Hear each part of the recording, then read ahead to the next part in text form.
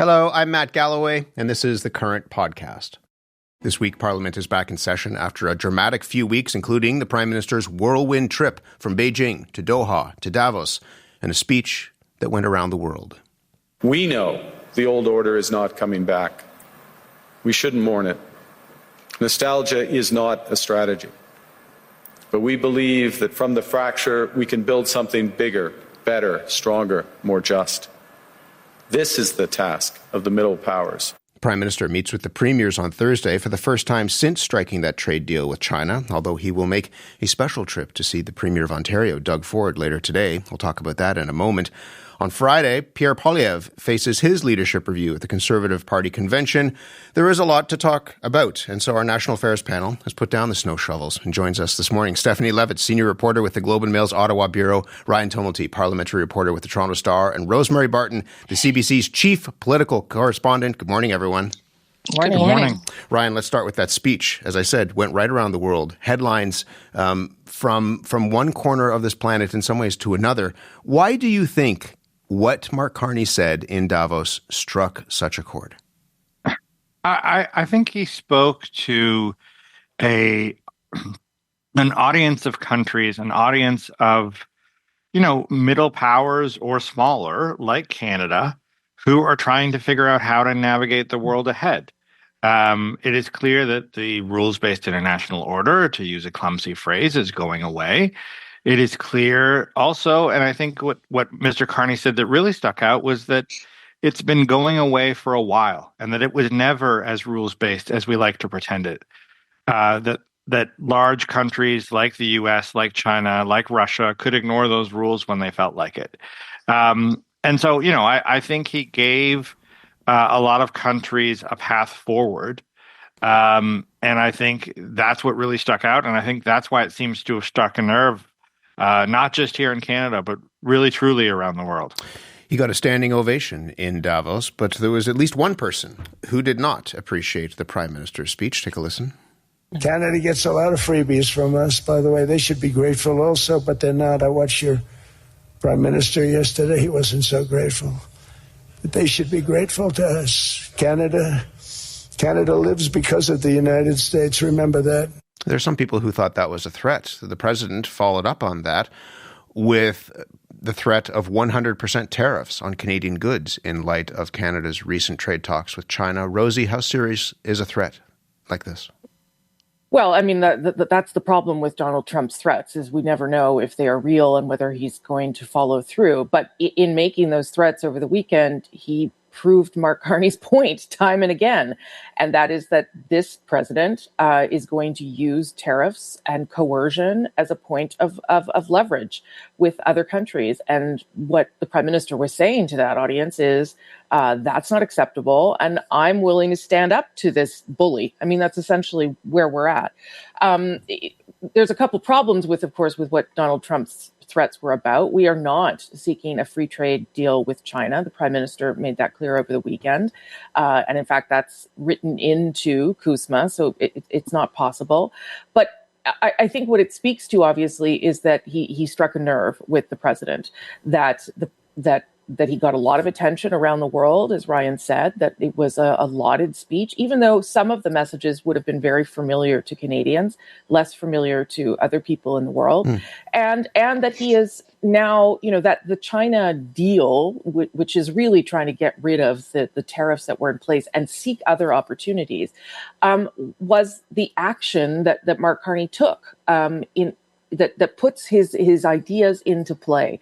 If we cannot count on the United States, then we will seek trading partners elsewhere, even if they are still problematic, like China, for all sorts of reasons. So you always take what the president says seriously, and I'm sure that the government is.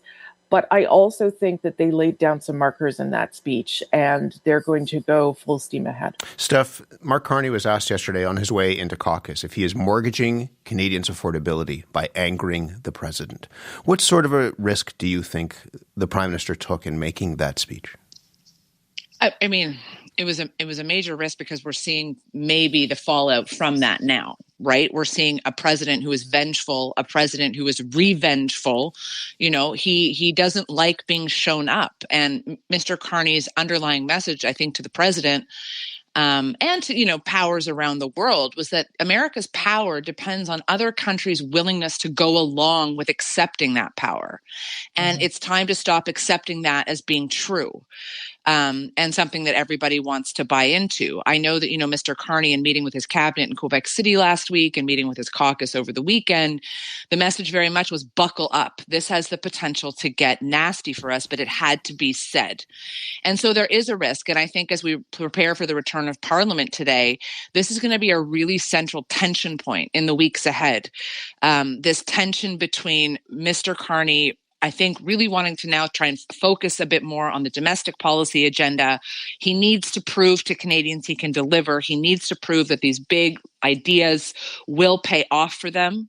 But always in the shadow, or right out of the shadow, is going to be, what is Donald Trump going to do next? Ryan, what do you think, to Steph's point, using her language, that it may get nasty, what do you think is coming? And do you think that the Prime Minister, again, this is a speech that was familiar to many people here in Canada in terms of some of the words that were used, but not to an international audience, perhaps not to the U.S. president, and he has offered this threat back. Do you think the Prime Minister perhaps miscalculated that response? And what does get nasty, what does it mean in terms of what we might be facing as a nation? Well, up until now, despite all of the trade damage that Donald Trump has done, the economic damage that he has done to Canada, to a bunch of really important industries, so much of what Canada trades with the U.S. has been sheltered by the CUSMA deal.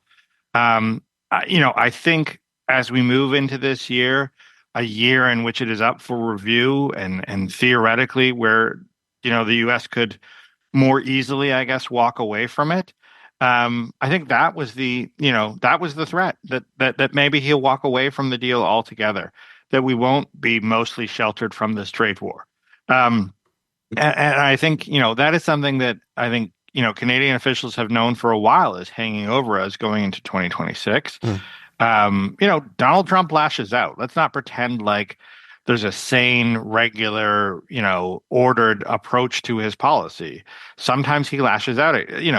A week ago, he was applauding Carney for signing a deal with China. Now he's suggesting it's the end of Canada as we know it. There is no rationality here. And I think, Canada has to be prepared for that and the possibility that this trade war, which has already done economic damage, has already cost a lot of jobs, could get much worse. Rose, this is no longer the Prime Minister, apparently, who apologized to the President for Doug Ford's tariff ad. What has changed, do you think, with Mark Carney? I think a couple of things. I think, first of all, he wasn't getting anywhere with the other approach. There was a lot of backing down and apologizing. And then when it seemed like there was going to be some resolution on those sectoral tariffs, and then that fell apart because of the ad, clearly it just didn't seem like there was a path forward. So I think that a couple things have changed. I think that the Prime Minister has talked before about time being on Canada's side. I think that's true increasingly now as we get closer to the midterms. And as we see some of the dissatisfaction against the president inside his own country, economically and otherwise. So I think he understands that those are things that play to Canada's advantage. And frankly, the other part of what he has promised to do in building up the strength of Canada and finding other trading partners has to happen. Like, this is a two-track kind of approach, right, for the Prime Minister and for the government. And so he needed to get some of those things underway in order to see whether, as Ryan says, if this falls apart, and I don't believe that it will, but if it falls apart or it gets worse, do we have things in place to protect us? And I think that's what we're seeing. Steph, what did you make of Pierre Poilievre's response to the speech? He put out a lengthy statement saying, sure, the speech was well crafted, but do something now, essentially. I mean, one of the things that stood out with Mr. Poilievre's response is that he actually complimented Mark Carney, right? That he spoke to, the crafting of the speech, the way it was delivered, the power there. And in so doing, perhaps Mr. Poilievre embodied what he is supposed to be doing as leader of the opposition. As he himself has said and others have said, the job is twofold, right? One is to act as a check on the government, to say, okay, sounds great, but get it done, right? Hold them accountable. And the second thing is maybe suggest some ideas. And I think Mr. Poilievre is playing those two roles as he seeks to remind Canadians that, one, we are in a minority government situation still. Two, should the government fall, he could become prime minister, and he's got to start reminding Canadians, or at least try and convince them that he is capable of that. And that kind of response, to some degree, was trying to do that for him. We'll come back to Mr. Poilievre in a moment. Mark Carney is also taking some heat about the deal that he struck with China from some people who, in the last several months, certainly have been allies of the Prime Minister, including Doug Ford, the Premier of Ontario. Here is Doug Ford speaking at a news conference with leaders from the auto industry and the union movement. I was very, very disappointed, as my colleagues behind me are very disappointed not to get a phone call, not to get a text message, and cutting a deal. And God bless the people in Saskatchewan. I love them out west, out east, in the fisheries. But the three of us, we have to take care of Ontario here. Ryan, Doug Ford, as you can hear, is not happy that Chinese EVs will be allowed into the Canadian market in exchange for China lifting these tariffs on canola, peas, and seafood. What happened to Team Canada? Great question. I think this was I think this can get overstated. This is a very small entry for Chinese EVs into the Canadian market. I understand, however, why it makes Canadian manufacturers nervous. Because Chinese EVs are both heavily subsidized and considered at kind of the top of the market. They have a lot of features that Canadians would appreciate. They seem to work quite well. They could be very disruptive to our local business, and especially if this is just the beginning. We sell, I think it's 1.8 million vehicles in this country every year. We're letting in 49,000 EVs. But if that grows, it could really displace a lot of Canadian automakers. And I think it could really shake up the sort of dominance of Southern Ontario to that business and that industry. Going to China and making any kind of deal, though, was going to require angering someone. If Mr. Carney had come back with nothing, Scott Moe and Atlantic premiers who are worried about their seafood industry would be yelling at him. So this was always going to require trade-offs. I know Mr. Carney and Mr. Ford are getting together today. Perhaps they can smooth over those fences over breakfast. I don't know. Rosie, the premiers meet with Mark Carney on Thursday, and it's not just the auto sector. You have the Premier of Manitoba, Wab Kinew, critiquing what Doug Ford is talking about. He's looking at banning Crown Royal, and Wab Kinew has an ad saying, no, don't ban the Crown Royal because it's made here in Gamely, Manitoba. What do you think is going to come out of that meeting when everybody is in the same room together? Are people still on the same page? I mean, yes and no, right? They are on the same page in terms of still taking a united approach against Donald Trump and what he's doing. But at the same time, their job is to advocate for their region and their industries. And that is what makes Mark Carney's job all that much harder. As Ryan rightly said, that trip to China was going to make someone upset.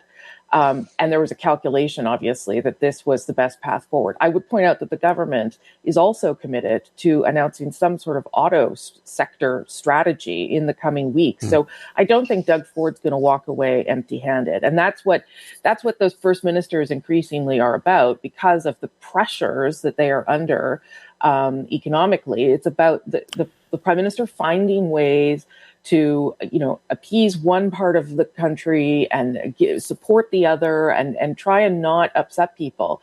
But he is very live to, and I know that this came up in his cabinet and caucus meetings, very live to, again, the issues around the federalism, the separatist movement in Alberta, the PQ possibly winning the next Quebec election. So I think that those are factors weighing heavily on how he manages the premiers and how he tries to make sure that people don't feel like he's trading one against the other. And so from the sidelines, Steph, Pierre Poilievre is watching. The Conservative Party convention gets underway on Friday. What are you going to be watching for in that convention? I mean, top line is obviously Mr. Poilievre's leadership review, right? You're going to have thousands of delegates making a choice as to whether or not he should remain as leader of the party. It's a mandatory review because he lost the last election. Common wisdom remains that he is going to win it. But what is the number, right? What is the number of delegates who put their support in him? And then you have the second piece of the convention, which is delegates debating various policies they'd like to see added to the Conservative Policy Handbook, measures in their constitution. And what's interesting about that, in my view, is the tension there between the things that they are going to be arguing and debating about and the issues currently facing the country and the globe. They are not necessarily connected, right? And you'll have simultaneously to this convention, Mr. Carney meeting with the premiers, big top line issues. You're going to have other things happening around in Parliament, and it's going to be challenging for a couple of days anyway. I think for Mr. Poilievre to look like the leader of a country, leader of a party that's focused on the everyday issues for Canadians, as opposed to the sort of grassroots things that party members are really seized with at the moment. Ryan, there's some reporting in your paper about this, about the differences in the difficulties in some ways that Mr. Poilievre is going to face in terms of trying to please different constituencies, right? Yeah, absolutely. I mean, there's a really interesting polling, and certainly it's been done over the last 2 years that show, for example, while most Canadians really do not like Donald Trump and everything about his administration, a lot of what Donald Trump is doing is popular among Canadian conservatives, or at least a group of Canadian conservatives. So I think, that has always been a challenge for Pierre Poilievre. A lot of what Steph talked about, a lot of those policy resolutions are not what Canadians are concerned about. And I think Pierre Poilievre has been very effective, when we talk about speeches at Davos. Pierre Poilievre has been very effective at pointing out that, people can't eat speeches, that groceries, that affordability, that the cost of living are what most Canadians really concerned about. And this convention is maybe not going to talk about those things nearly as much as I think Mr. Poilievre would like. So that's going to be a challenge for him, not just the leadership review, but how does he come out of that leadership review looking like the right guy to lead the country that's focused on the issues that Canadians care about? Not to mention it's happening in Alberta in the middle of a growing separatist movement. We just have a couple of minutes left. Rosie, people are waking up this morning in many parts of this country, and it's like a deep freeze. There are warnings about weather. There are warnings about the amount of snow that people might be facing. Pathetic fallacy is one of my favorite things, where the weather kind of matches the mood in some ways. How do you think Canadians are feeling right now?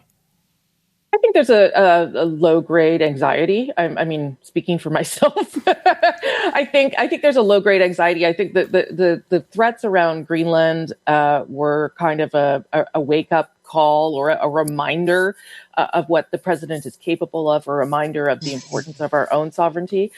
And then I think there's sort of the practical things that we're talking about, the affordability issues, the fact that it is still, we have the highest food prices in the G7. The Conservatives will remind the Prime Minister of that today, and he will announce today some top-ups to the GST credit that will help, hopefully help people later this year. But I think there is a low-grade anxiety, and I think that is understandable. And I think what the government has to do is try and calm people, both in the face of real and present threats from the U.S. president, and sort of make sure that the Canadians feel comfortable in their everyday lives.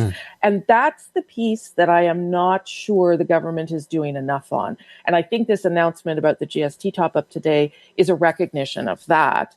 But I think they need more. They need to see more help from the government. They need to see more changes, whether it be crime legislation or other things that they can feel in their lives. Because if you're already dealing with the pressures and instability of what's going on in the world writ large, largely because of the U.S. president, but other things too, I think your life has to be a little bit better. And I think that's the part that the government is not quite there yet on, and that's the part where they need to improve. The vibes matter, as people say. We will talk right, more always. about this after Parliament resumes, and certainly after Friday and the leadership review for the Conservatives. Thank you all for being here this morning. Thank you. Stay warm. Stephanie Levitz, senior reporter with the Globe and Mail's Ottawa Bureau. Ryan Tumilty, parliamentary reporter with the Toronto Star. Rosemary Barton, the CBC's chief political correspondent. You've been listening to The Current podcast. My name is Matt Galloway. Thanks for listening. I'll talk to you soon.